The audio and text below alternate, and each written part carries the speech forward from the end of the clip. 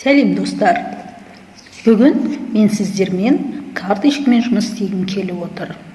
Бүгінгі сабақтың тақырыбы сүйкімді үй жануарлары. My pets.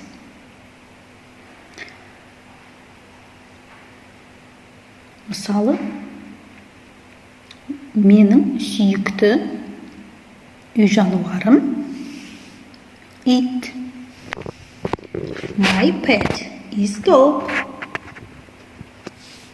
Сонымен қатар, менің сүйікті үй жануарым мысық. My pet is cat. My children love these pets. Кейбір адамдарға қоян ұнайды. Some people love rabbit. Кейде атжалманды да ұнататын адамдарды кездестіруге болады.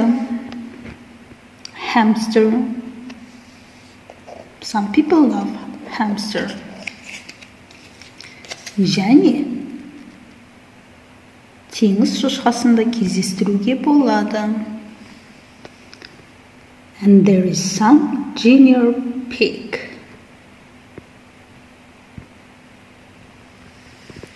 Байқап тұрғандарыңыздай, әр адамға әртүрлі үй жануарлары ұнайды.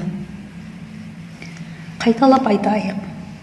It, dog, мысық, cat, қоян, rabbit, атжалман, hamster, теңіз шошқасы, junior pig.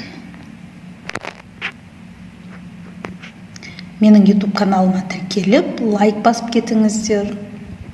Пікірлеріңізбен бөлісіп, тағы қандай тақырыпта видео көргілеріңіз келеді, айтып отырыңыздар.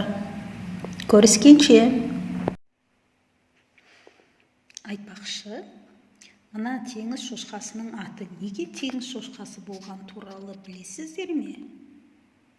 Бұл кішкене ғана тышқан. Шошқаға да, теңізге де еш қатысы жоқ. Сіздерге тапсырмам.